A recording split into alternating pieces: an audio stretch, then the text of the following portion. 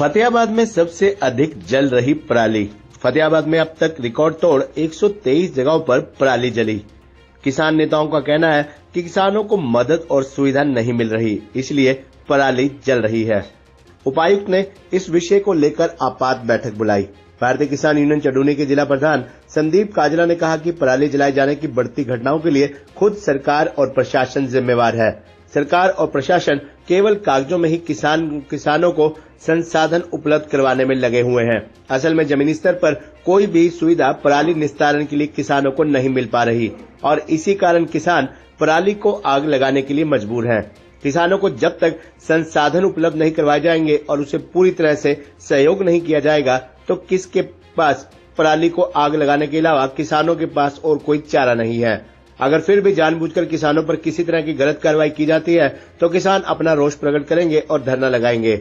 उन्होंने कहा कि हमारी मांग है कि किसानों की मदद करके पराली निस्तारण किया जाए। प्रशासन यदि पर्याप्त सुविधा और संसाधन किसानों को उपलब्ध करवाता है तो किसान संगठन खुद प्रशासन के साथ जाकर पराली को आग लगाने के लिए किसानों को रोकेंगे। वहीं इस पूरे मामले पर फतेहाबाद के उपायुक्त अजय सिंह तोमर ने कहा कि पराली जलाए जाने के मामले में फतेहाबाद में ये मामले काफी बड़े हैं, इसलिए लेकिन पिछले साल की तुलना में पराली जलाए जाने की घटनाओं में कमी आई है। इस वर्ष अब तक पराली जलाए जाने के 123 मामले सामने आए हैं, जबकि पिछले वर्ष ये आंकड़ा करीब 132 का था।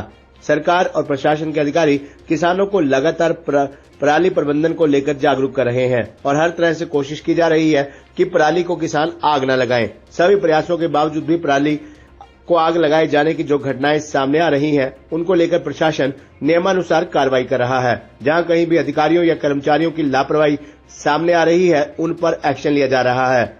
हमने कृषि विभाग के द्वारा अधिकारियों को सस्पेंड भी किया है और निर्धारित जिम्मेवार कर्मियों में शामिल ग्राम सचिवों, पटवारी और अन्य कर्मियों को भी नोटिस देकर स्पष्टीकरण मांगा गया है और नियमानुसार एक्शन लिया जा रहा है। अब अधिकारियों की बैठक भी बुलाई गई है और उस बैठक में देखा जाएगा कि पराली जलाए जाने के मामले बढ़ने के क्या कारण है और कहीं कोई लापरवाही अभी है तो उस पर एक्शन लिया जाएगा। इस बैठक में सामाजिक संस्थाओं का किस तरह से सहयोग इस विषय पर बढ़ाया जा सकता है, इसको लेकर भी चर्चा की जाएगी। किसान क्या करे जी, किसान खुद मजबूर है। सरकार ने किसानों के लिए कोई प्रबंध, पराली का कोई प्रबंध नहीं करवाया है और सरकार कह रही है हमने किसानों के लिए सहायता है और चीज़ें उपलब्ध करवाई है, लेकिन सरकार का जो पहला आदमी है ग्राम सचिव, उन्होंने खुद डीसी से मिलके और मीडिया में बयान दिया है 2-3 दिन पहले ग्राम सचिवों ने, भाई ग्राम पंचायत के पास पूरे प्रबंध नहीं है सरकार की तरफ से किए जा रहे। लेकिन सरकार क्या कर रही है, किसानों के ऊपर जो केस बना रही है वो गलत है। अगर इस तरह गलत किसानों पर केस बनाते रहे तो भारतीय किसान यूनियन धरना देने पर मजबूर होगी। विरोध करेंगे सरकार का और यहाँ फतेहाबाद डीसी ऑफिस पर घेराव करेंगे। देखिए, पराली का चूँकि ये 2015 से जब से मॉनिटरिंग स्टार्ट हुई है तो तभी से एक बड़ा इशू रहा है और मेनली दिवाली के समय में जो पूरे एनसीआर और हरियाणा के रीजन में पोल्यूशन हो जाते हैं उसको रोकथाम करने के लिए एनजीटी की तरफ से गाइडलाइन जारी हुई थी। इसमें इशू ये रहता है कि जब पैडी कटती है तो उसका जो रेजिड्यू बच जाते हैं उसका कोई निपटान का कोई तरीका नहीं था और उसकी वजह से किसान फोर्स हो जाते थे उसको जलाने के लिए।